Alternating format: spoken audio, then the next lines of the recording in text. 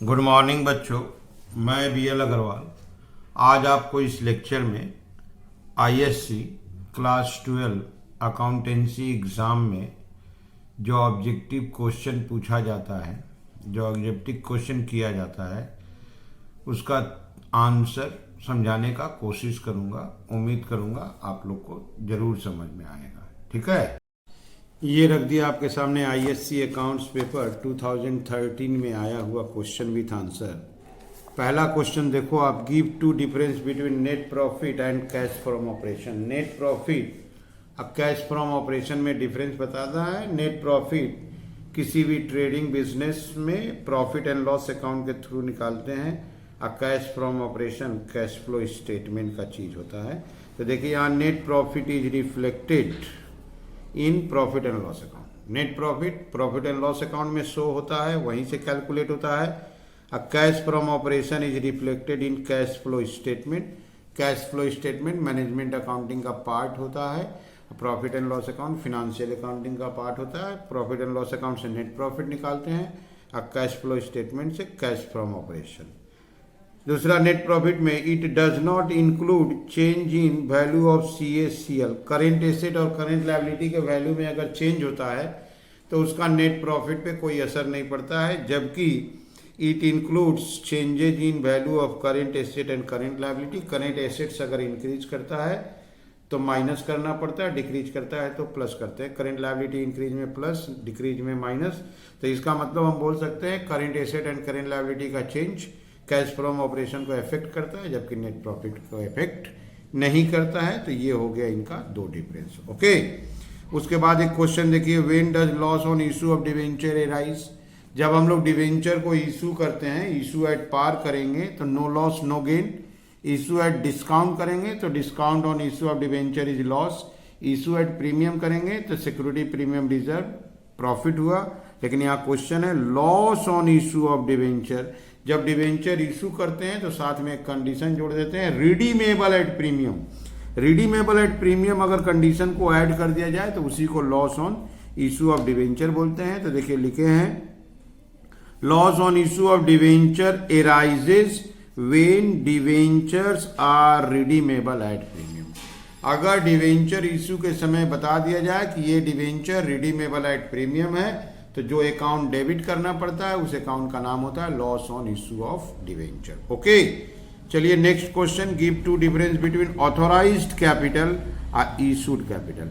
जिस कैपिटल से कंपनी का रजिस्ट्रेशन हो जाता है, at the time of registration the company जिस कैपिटल को डिस्क्लोज करता है रजिस्ट्रार के सामने, उसको ऑथोराइज्ड कैपिटल बोलते हैं। और ऑथोराइज्ड कैपिटल का वो पार्ट जो पब्लिक में सब्सक्रिप्शन के लिए इशू किया गया उसको इशूड कैपिटल बोलते हैं। यहां देखिए, it is the maximum capital which a company can raise through issue of shares. It is that part of the authorised capital which the company offer to the public for subscription. Issued capital authorised capital का हिस्सा होता है जो public में offer किया गया है, और ऑथोराइज्ड कैपिटल मैक्सिमम कैपिटल है। दूसरा नंबर की बात, इशूड कैपिटल ऑथोराइज्ड कैपिटल से ज्यादा नहीं हो सकता है, इक्वल भले हो जाए, कभी ज्यादा नहीं हो सकता है। तो ऑथोराइज्ड कैपिटल हो गया, इट इज हायर देन और इक्वल टू इशूड कैपिटल। जब ऑथोराइज्ड कैपिटल होगा तो इशूड से ज्यादा ही होगा या इक्वल होगा। It can not exceed authorised capital. Issued capital कभी भी ऑथोराइज्ड कैपिटल को पार नहीं कर सकता है। आप ऐसे भी समझो, ऑथोराइज्ड कैपिटल मैक्सिमम कैपिटल होता है, और इसी कैपिटल का एक हिस्सा को इशूड कैपिटल बोलते हैं।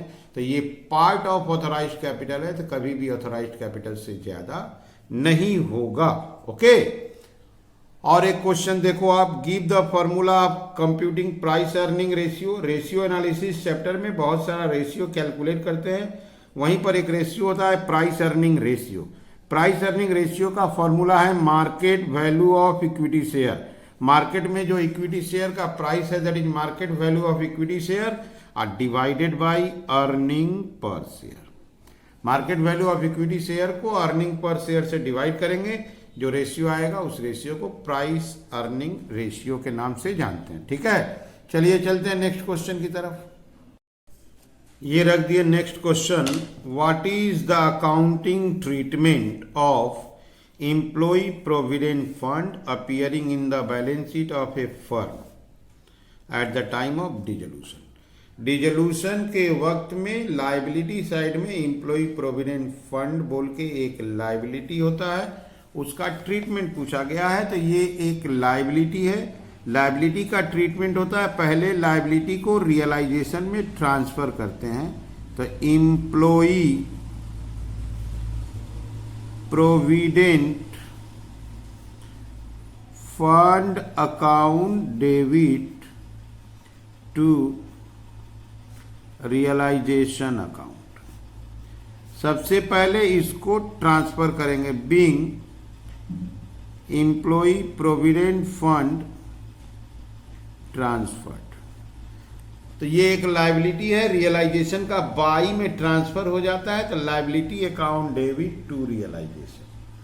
उसके बाद लाइबिलिटी है तो इसका पेमेंट मैंडेटरी है और लास्ट में इसका पेमेंट दे देंगे, बोले चाहे ना बोले।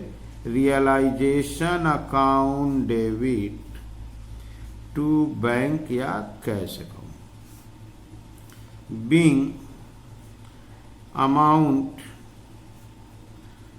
Paid for employ provident fund. तो कोई भी लाइबिलिटी को रियलाइजेशन के बाई साइड में ट्रांसफर कर देते हैं, उसके लिए एक एंट्री होता है लाइबिलिटी टू रियलाइजेशन और लास्ट में पेमेंट कर देते हैं रियलाइजेशन टू बैंक। ओके, इसके बाद देखिए नेक्स्ट क्वेश्चन है, give two difference between reserve capital and capital reserve. ठीक है, रिजर्व कैपिटल और कैपिटल रिजर्व दो सेपरेट थिंग है। इसका नाम है रिजर्व कैपिटल और ये है कैपिटल रिजर्व। ये प्रॉफिट होता है और ये कैपिटल है। देखिए, it is the capital that would be called up only eight the time of winding of A company. Capital का वो हिस्सा जो वाइंडिंग अप के समय कंपनी कॉल्ड अप कर सकता है, उस कैपिटल को रिजर्व कैपिटल बोलते हैं। यहां देखिए, it comprises of capital profits. Important word है profits that are not recorded in PL account. ये एक ऐसा प्रॉफिट है जो पीएल अकाउंट में रिकॉर्ड नहीं करते हैं। कैपिटल है, नॉन रिकरिंग इन नेचर होता है, बिजनेस ऑपरेटिंग एक्टिविटी से रिलेटेड नहीं होता, इसलिए इसको कैपिटल प्रॉफिट बोलते हैं और कैपिटल रिजर्व में क्रेडिट करते हैं। दूसरा देखिए, it is not separately reflected in the balance sheet. Reserve capital को बैलेंस शीट में दिखाया नहीं जाता है, अलग से कुछ नहीं शो होता है, जबकि कैपिटल रिजर्व को रिजर्व एंड सरप्लस के रूप में शो किया जाता है। It is reflected under reserve and surplus in the balance sheet. Okay, चलिए नेक्स्ट क्वेश्चन की तरफ। How will the firm show the amount payable to retiring partner if it is not in a position to pay the amount due to him on his retirement immediately। Retirement chapter में जब कोई partner retire होता है तो उसका amount due calculate करते हैं, final amount payable to him. तो उसका आप ट्रीटमेंट कैसे करोगे जब पार्टनरशिप फर्म इस पोजीशन में नहीं है कि उसका अमाउंट पे करे? तो बोला जाता है उसको लोन में ट्रांसफर कर देंगे, आप बैलेंस शीट में उसके नाम से लोन अकाउंट शो करेंगे। देखिए यहाँ लिख रहे हैं, if a firm is unable to pay the amount due to retiring partner at the time of his retirement. Question copy किया गया कि रिटायरमेंट के टाइम में उसको हम लोग पेमेंट देने में अनेबल है, शुड बी ट्रांसफर्ड, उसको ट्रांसफर कर देंगे to his loan account and shown in the liability side of the balance sheet. उसको लोन में ट्रांसफर कर देंगे और लायबिलिटी साइड की तरफ डिस्क्लोज करेंगे। ओके, चलिए चलते हैं, और एक क्वेश्चन है, लास्ट क्वेश्चन। ये लास्ट क्वेश्चन है, what accounting steps are taken by a partnership firm when a new partner is unable to bring the business guaranteed by him. जो बिजनेस को गारंटी दिया गया, अगर वो नया पार्टनर लाने में अनेबल है तो क्या उसका अकाउंटिंग ट्रीटमेंट होगा? फर्स्ट ऑफ ऑल देखिए, when a new partner fails to bring the business guaranteed by him, the shortfall, जितना कमी होगा, in profit arising there from will be debited to his capital और करेंट अकाउंट। जितना कम है उस पार्टनर के कैपिटल या करेंट अकाउंट को डेबिट कर देंगे, अब profit and loss appropriation account को क्रेडिट कर देंगे।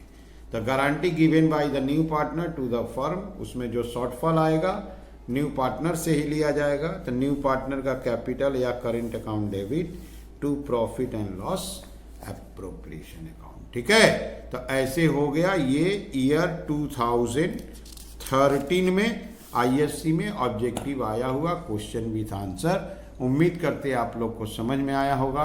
Okay, thank you, bye.